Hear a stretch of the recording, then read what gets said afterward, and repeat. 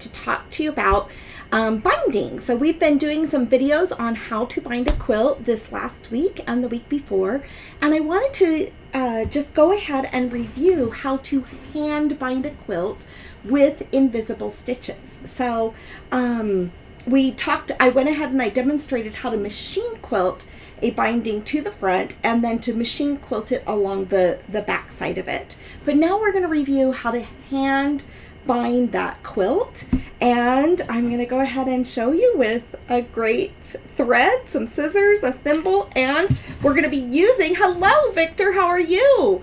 We're going to be using the Live Well Live Strong quilt that's done in a ombre of grays, and it's done in the bed runner layout. So let's go ahead and get started. I'm going to flip that camera around to the overhead view. So you can see here I've got just a couple supplies. Sometimes I do like to have a thimble for this because you're going through quite a few layers, so that's up to you. And we're going to be doing this with invisible stitches. So let's go ahead and get started here. I'm keeping a small pair of scissors handy, and I am just going to go ahead and get started. I threaded my thread. Hello, Amanda, how are you? So I threaded my thread with a double thread. Do you guys do a single or a double? Let me go ahead and lay this over here on the quilt with a double thread right here. And then that way I just feel a little bit more safe about it. So is how I feel about my binding. And and you don't want to go too long or you're going to have a problem with your thread knotting up. Do any of you guys use a thread conditioner or a little bit of soap on your thread? Just curious about that, because there are thread conditioners out there. Hi Liz, how are you? So let's go ahead and get started. I'm going to kind of move over here to the side. You can really start at any one point. But let's go ahead and start over here on the edge so you can then see how I go ahead and I do the corner. As I'm doing this, let's grab, hold on for one moment. I don't want to lose my thread as I do this. Let's go ahead and pull up this corner right over here because I've already got this started right here. So what we're going to do is I've started working on this binding, and wait, I'm going to look at one other corner here. Let's do this corner right here. Sorry, you guys, I'm being a little particular because I have started binding this quilt, but I want to show you all the way from the start. Oh, and please tell me I did not just lose my thread. I think I did, but that's okay. Let's go ahead and grab another thread here. That is too funny. And we'll talk about needles and we'll thread our thread. So what you're going to want to do is use any type of sharp needle. You know, that's really up to you, but a really good sharp needle. Oh, good. So beeswax on your thread for Amanda. Oh, good. It's finally getting warmer. It feels just so energetic when we get a little bit of warmth out there in the world, isn't it? And we can see that and feel it, in our lives. So I'm just using a sharp needle. Let me grab what those needles were real fast. So this is a 12 needle set. It's an embroidery needle. I do kind of like a little bit longer of a needle. It's between the size of 1 and 5. And so that is what I'm using for this. I do kind of like a little bit of strength to my binding needle. Everybody has different preferences for that. So let's go ahead. I am going to grab a darker gray thread than I normally would use, but I'm going to use this darker gray thread because I want you to be able to see that these are going to be invisible stitches that we're going to be working with. I'm now going to go ahead and pick up my needle. Isn't that so funny? So you guys tell me how you quilt or bind your quilts. I actually use a double strand because I just feel like it's a little bit stronger or sturdier when I am binding my quilts. Some people use a single strand. I just want this hand binding to actually stay and not budge. I'm going to tie over my knots just so that it's extra secure, and I'm going to trim off the excess of my threads. So let's go ahead and bring this over, and I hope that you can see this well on the camera. So we're going to come around and turn this corner of the binding itself. So nothing on my thread. I use double, long as you can handle. And I agree, the longer that you can handle is the best. So whatever, you'll find a method or a pattern of what you like to use so that you don't knot up your thread too often. So let's go ahead and bring this through. So I have just kind of pulled my needle into the batting itself through the layers, which is nice to have a sharp needle for that. So you're actually dealing with a sharp needle. Really, any kind of needle will work. So just what you feel comfortable with and what you have on hand in your stash and supplies. There really isn't anything that isn't going to work for hand binding. There's no tip or trick in terms of a needle. I am now going to wrap around my binding, and I don't use very many binding clips. I'm going to come up in the edge of my binding right here, and then I'm going to pull this down in order to get an invisible stitch. Let me go ahead and just get comfortable here, pull this tighter. In order to get an invisible stitch, I am going to go exactly down where I just came up through the binding, and I'm going to travel underneath the layers of the quilt, and I'm going to skip over a stitch and pull it up through. And then once again, the only thing I'm going to do is go exactly down where I came up. I'm going to travel underneath my layers and come back up. Some people are actually using a floss on their bindings now, and having a thicker floss and having a floss that actually shows up. The other thing that you're going to want to do as you're coming along is just kind of trim these extra threads and fibers that are kind of coming out from your quilt. And so that's always very, very smart to do. Oh, here was that's another thread right there. Let's go ahead and pull this in.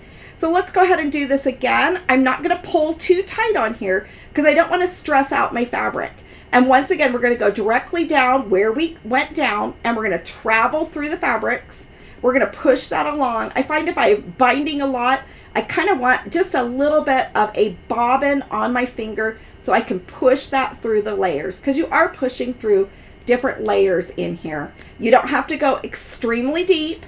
You can just kind of kind of get a little skiff of your batting and whatever else you can get in there. So it doesn't have to be extremely deep or painful to actually push through. So some of these I'll catch more than maybe I want to catch so that I have a smoother flow and I can maybe enjoy this process. And remember, you don't want to rush it per se. You kind of want to enjoy the process of binding your quilt and holding that quilt and finally being able to snuggle that quilt and have it close to your body as you're doing your hand binding. And I think it really is it's such a wealthy feeling to be able to indulge yourself in some hand stitching and to just kind of slow down in life and to enjoy some other different aspects in life. Okay, I'm going to come right over here to the corner. And then when I'm coming over to this corner, I am going to just bring a couple other stitches. Now, when I come into the corner, I'm just going to do a 45-degree angle as if I'm wrapping a present. And you can see that little angle right there. And that's going to give me my corner. I'm now going to want to come all the way up through all of these fabrics. And I'm going to want it to kind of match right there in the very edge of that. So let's bring this through. I'm going to kind of bring it over on the side, and I'm going to come up through the layers of the binding and just bring this down, and I'm going to corner stitch this so we've got a nice corner that's sharp and fine. Now we can go and actually hand quilt right here in the pleat of your binding.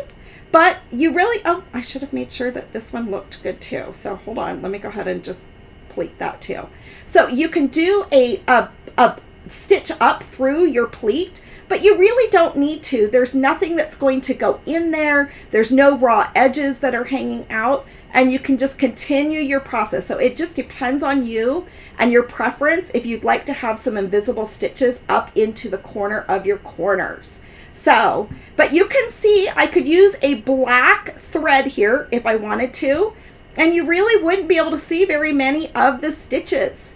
So it is definitely pulling that down. And the trick here to have invisible stitches, if you just want to come up on the very lip edge of your binding right there, and then travel back down exactly where you kind of came up. And then once again, just kind of grasp the very lip edge. Hi, Kathy. Hi, Linda. Yes, so Linda says she prefers to use pins instead of binding clips. I know the binding clips just kind of get a little bulky, as I like to hold this tight here. So we could put some binding clips on here, or we could put some binding clips a little bit longer, but I usually like to bind on the go. And so I'll go ahead and show you. We can use these binding clips right here, but you'll notice that I use my hand, I hold my hand pretty tightly here, and I don't necessarily want those binding clips in the way, so I can have a better hold on the fabric. That is up to you and what you feel comfortable with. When I first started quilting, there was no such things as binding clips back in the day. Oh, I got a little bit bigger of a swath there. So I'm just traveling down, and you will be just fine doing this way.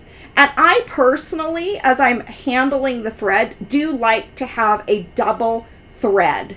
So it just feels a little bit stronger with me rather than using a single strand thread. I do double it, and then I knot that.